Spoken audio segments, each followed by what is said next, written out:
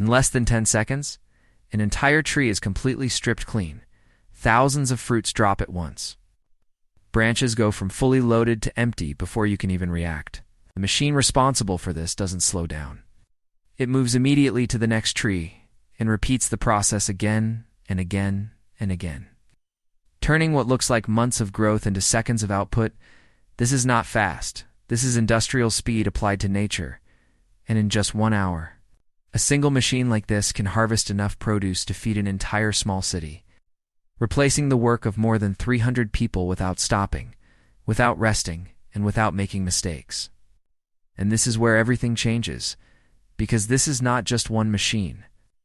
This is how modern agriculture operates at scale, across massive fields that stretch for miles, where timing is everything and delay means loss, because once crops reach peak condition, every hour matters, sugar levels drop, quality declines, and millions of dollars can disappear if the harvest is not executed at the exact right moment.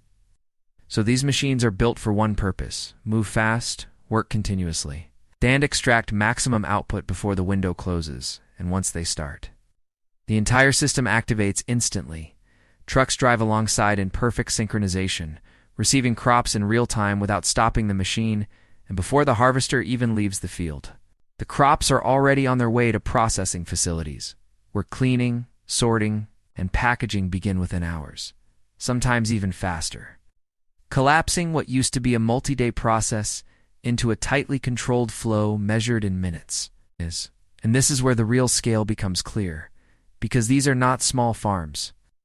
These are industrial operations managing thousands, sometimes tens of thousands of acres, where machines operate day and night during peak season, turning darkness into just another shift. And here's the part most people don't realize. These machines are not just powerful, they are extremely precise. Every movement is calculated, every vibration is controlled. Every mechanism is designed to remove crops without damaging the plant, because the same tree, the same soil, and the same system must be used again in the next cycle. So when a machine shakes a tree, it applies just enough force to detach ripe fruit, but not enough to break branches when it digs into the ground. It moves at exact depths to avoid cutting into the crop.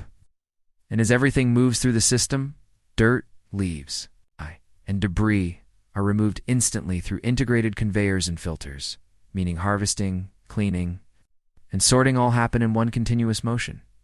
And this level of engineering is what allows farms to scale to extreme levels while maintaining consistent quality, something that would be nearly impossible with manual labor alone.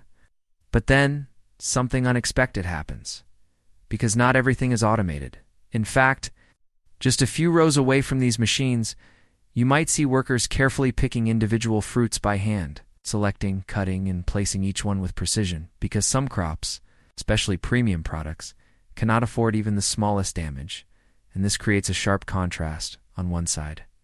Machines are harvesting tens of thousands of fruits per hour. On the other side, humans are handling each piece individually. Slower, more expensive, but delivering higher value. And this reveals the real strategy behind modern agriculture. It is not about replacing humans entirely. It is about optimizing every decision: when to use speed, when to use precision, and how to maximize both at the same time. And behind all of this is a massive financial engine, because these machines are not cheap. Some cost hundreds of thousands of dollars, others reach into the millions. Yet they are still considered essential investments because a single machine can generate massive returns in just one season by reducing labor costs, increasing harvest speed, and minimizing losses. And this is what allows farms to scale production to levels that would have been impossible just a generation ago, feeding a global population that now exceeds 8 billion people. And without this level of mechanization, the system would break, there would not be enough workers, not enough time, and not enough consistency to meet demand. And this is why modern agriculture no longer operates like traditional farming. It operates like a high-speed production system where everything is optimized, synchronized, and pushed to the limit. But this is only the beginning, because this is just one type of machine. And once you step beyond a single field and start looking at the entire system, what you are about to see next is on a completely different level. Zoom out, and what looks like a single machine becomes part of something much bigger, because modern agriculture is not a collection of farms. It is a synchronized production network operating at industrial scale. Across regions like United States, millions of acres are managed with the same logic as a factory floor. Planting, monitoring, harvesting, and processing are all connected into one continuous system designed to move as fast as possible without breaking. And this is where the numbers start to get extreme.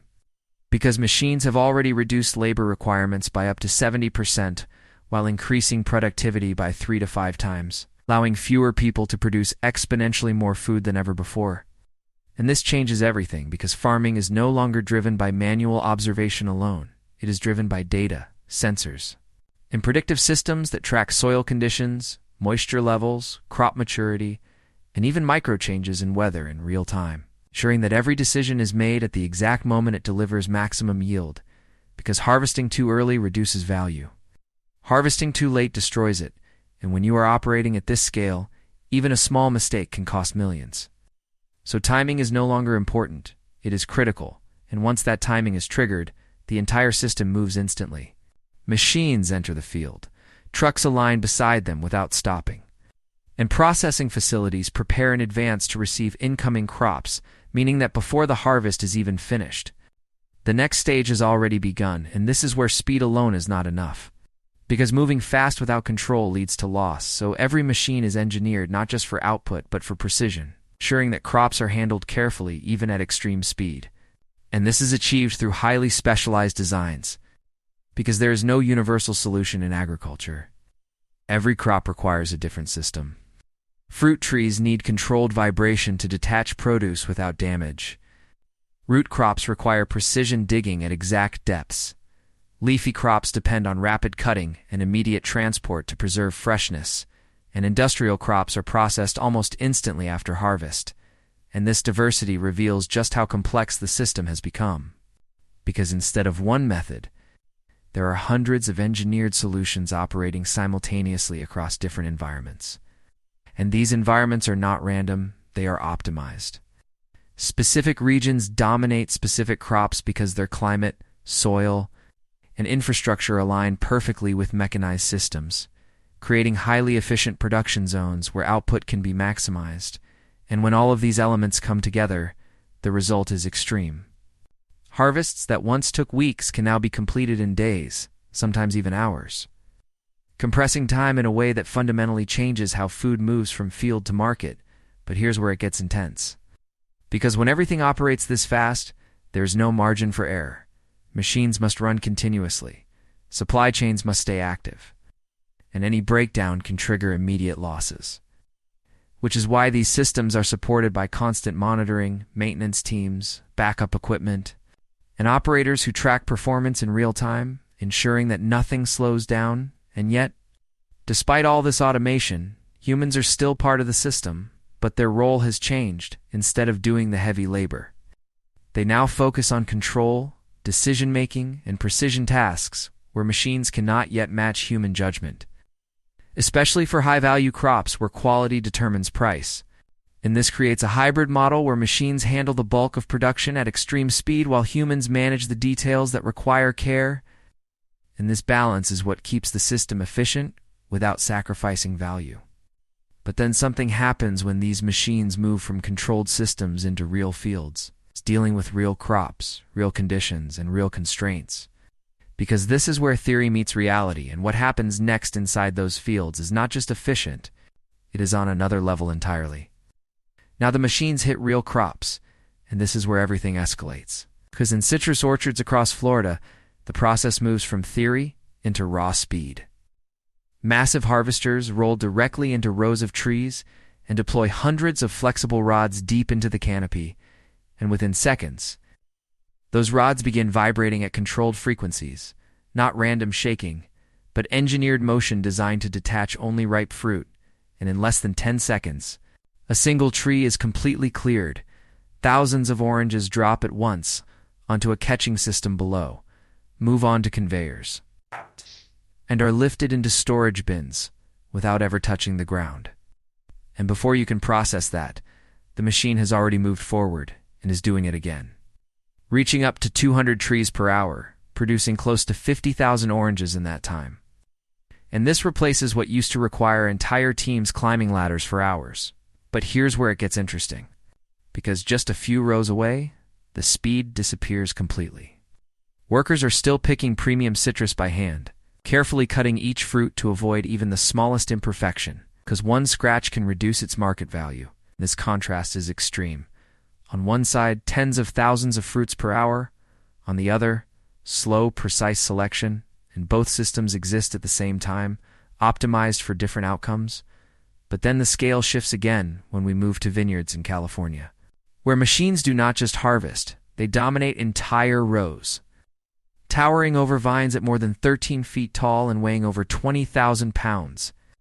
These harvesters straddle the rows and use internal shaker systems to vibrate the vine structure itself, causing grapes to detach and fall into collection trays, and everything is calculated, because grapes are highly sensitive, especially those used for wine, which is why many vineyards harvest at night when temperatures drop. Preserving sugar balance and preventing premature fermentation, and the output is massive. Between 18,000 and 22,000 pounds per hour, equivalent to what around 40 workers could achieve. And as the grapes move through conveyors into multi-ton holding tanks, they are already on their way to becoming wine or juice within the same day. But again, the contrast returns, because for high-end table grapes, machines step aside and human workers take over, cutting clusters by hand, inspecting each bunch, removing damaged fruit, ensuring perfect appearance for retail markets.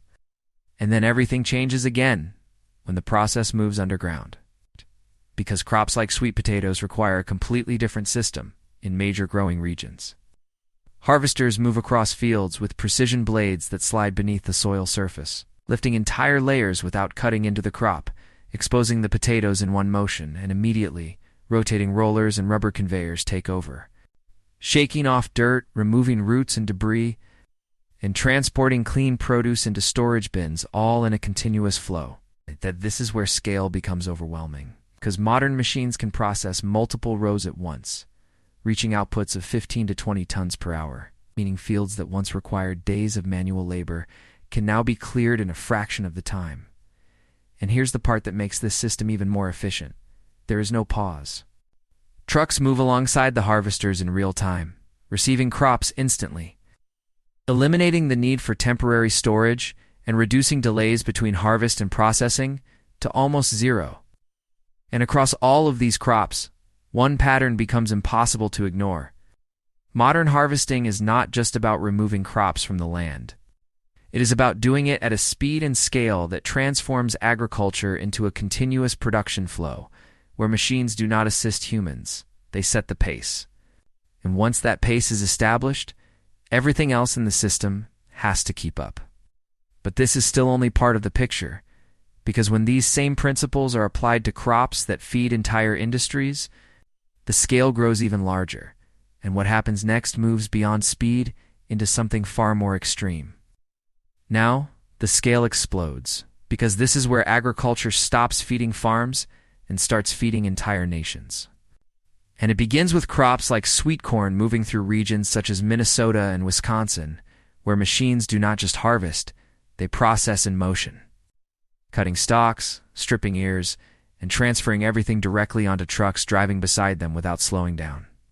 And before the machine even reaches the end of the field, the first loads are already heading to processing plants, where within just a few hours, that same corn is husked, sorted, and either canned or frozen, locking in freshness before natural sugars begin to drop. And this is not optional, it is a race against time. Because delay means loss, and when billions of pounds are moving through the system every year, even small inefficiencies become massive problems. But then it gets more intense, because in sugar beet fields across North Dakota and Idaho, machines operate almost non-stop during a short harvest window, running day and night, because once temperatures fall, the entire crop is at risk. And these harvesters do everything in one pass, cutting off leafy tops, lifting beets from the soil, cleaning them, and loading them directly into transport systems at speeds reaching up to 60,000 pounds per hour. And here's the part most people don't think about. Within hours of leaving the field, those beets are already being processed into sugar, meaning the transformation from raw crop to finished product begins almost immediately. And this level of synchronization is what keeps supply stable at scale. But then the pressure increases even further in sugarcane fields across Louisiana and Texas, where once the cane is cut, the clock starts ticking even faster, because sugar content begins to drop almost immediately, forcing harvesters, transport, processing plants to operate as a single continuous system, cutting, chopping, and loading cane into trucks that move straight to mills within hours. And this is where agriculture becomes something else entirely, not just growing, but executing a time-critical production chain where every stage must align perfectly. And while these crops feed directly into human consumption, another massive layer operates behind the scenes, supporting livestock on a scale most people never imagine. And that is hay production, spread across states like Texas, Nebraska, and Kansas, where fields stretch endlessly and harvesting begins with high-speed mowers that cut and condition grass in a single pass, crushing stems to accelerate drying, followed by forage harvesters that chop and blow the material directly into trucks, producing tens of thousands of pounds per machine each day, all to feed livestock industries that depend on constant supply. And the scale here is massive, measured in hundreds of billions of pounds annually. But then the system shifts again when we move underground to potatoes, where machines dig through soil with precision blades, lifting tubers onto vibrating conveyors that instantly separate dirt, rocks, and debris before transferring clean produce into storage systems or transport vehicles. And what happens next is just as critical as the harvest itself. Because potatoes are placed into controlled environments, maintained just above freezing, preventing sprouting and allowing them to be stored for months, effectively turning a seasonal crop into a year-round supply. Nice. And this is what keeps supermarkets stocked long after harvest season ends.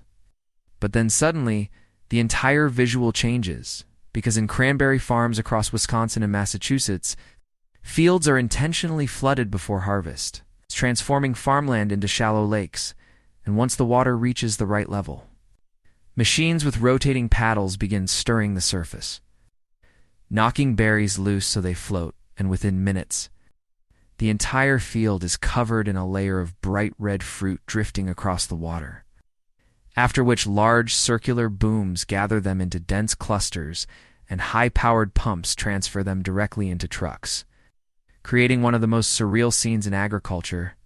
But even here, the goal remains the same: move fast, minimize loss, and keep everything flowing without interruption. And when you step back and look at all these systems together, the pattern becomes undeniable. Modern agriculture is no longer a collection of separate steps. It is a fully integrated production chain where harvesting, transport, processing, and storage are all connected into one continuous flow, moving massive volumes of food at speeds designed to match global demand. And just when it feels like this system cannot get any more advanced, everything escalates again, because machines are no longer just harvesting crops, they are beginning to take control of the entire environment itself. Now, everything hits peak intensity, because this is where machines stop following the farm and start controlling it. And across massive orchards in California, pistachio harvest begins with machines that don't pick, they strike, gripping each tree with hydraulic arms and delivering controlled bursts of force that release thousands of nuts in seconds. Entire trees emptied almost instantly, and before the dust even settles. Conveyors have already moved the harvest into storage systems, and within just a few days, orchards stretching hundreds of acres are completely cleared.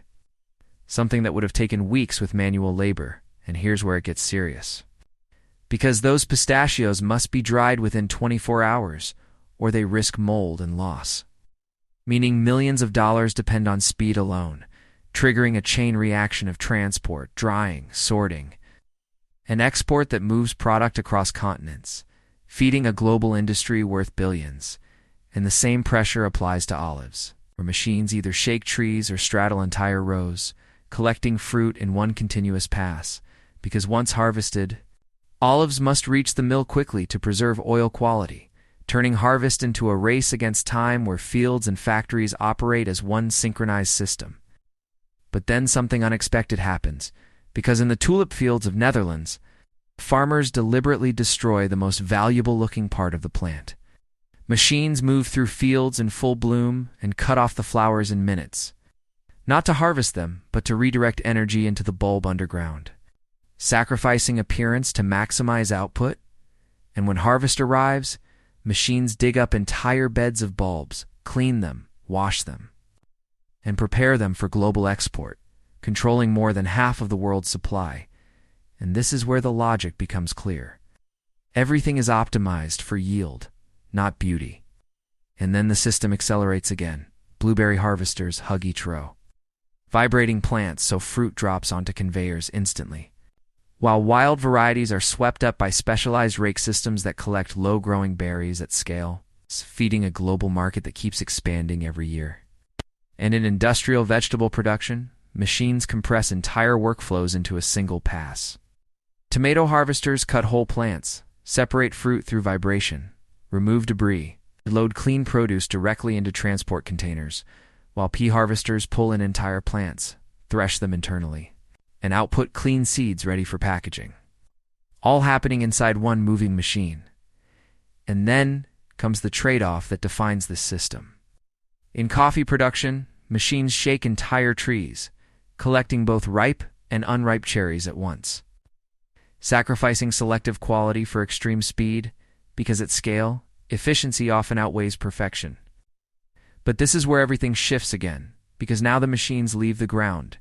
Drones begin flying over fields following pre-programmed routes, spraying crops with extreme precision, covering up to dozens of acres per hour, while reducing chemical waste, guided by mapping systems that ensure uniform coverage down to specific zones, turning what was once manual labor into a data-driven operation. And on the ground, transplanting machines automate planting itself, creating holes, placing seedlings, covering them, and compacting soil in one continuous motion, ensuring perfect spacing across entire fields. And then it goes even further. Because machines are no longer just harvesting crops, they are reshaping the land. Tree harvesters equipped with cutting heads and sensors can grab, cut, trim, and segment entire trees in seconds, measuring length and diameter in real time to produce standardized logs, while wood chippers immediately process those logs into uniform material within moments, converting raw forest into industrial resources. And supporting all of this is a constant need to maintain soil productivity, handled by machines like liquid manure spreaders, capable of carrying up to 15,000 gallons and distributing nutrients evenly across vast areas in a single pass, ensuring the next cycle can begin immediately. And when all of these systems operate together, the result is overwhelming.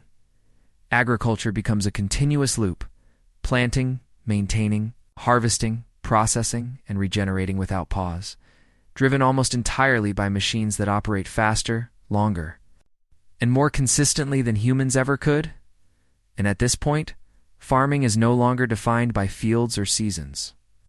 It is defined by systems, networks, and machines pushing production to levels that would have been impossible just a generation ago. And this is where the biggest shift happens. Because when machines can control nearly every stage of production, the question is no longer how much food we can produce, but how far this transformation can go before humans are no longer at the center of the system. Now step back and look at the entire system, because what you've just seen is not farming in the traditional sense. It is one of the largest and most advanced production networks ever built, operating across millions of acres, powered by machines that never stop, coordinating planting, harvesting, processing, and distribution with a level of precision designed to feed a global population that has already passed 8 billion people. And this is where the reality becomes clear. Without these machines, the system would not hold. There would not be enough labor, not enough time, not enough consistency to supply food at the scale the world demands today, which is why despite their extreme cost, often hundreds of thousands or even millions of dollars per unit, these machines are no longer optional. They are essential because they do not just increase efficiency, they define it. And here's where it gets even more intense. Because agriculture is no longer just about growing food. It is becoming a high-tech industry driven by engineering, automation, and data, where decisions are made based on real-time information, Machines are guided by GPS. Sensors monitor every condition in the field, and systems adjust instantly to optimize output while reducing waste, creating a new type of farming where precision replaces guesswork and speed replaces delay. And this transformation is only accelerating because the next generation of farms is already moving toward full automation, machines that can operate with minimal human input, navigate fields on their own, and execute complex tasks with consistent accuracy. Raising a question that becomes impossible to ignore: what role will humans play in a system where machines can handle nearly everything?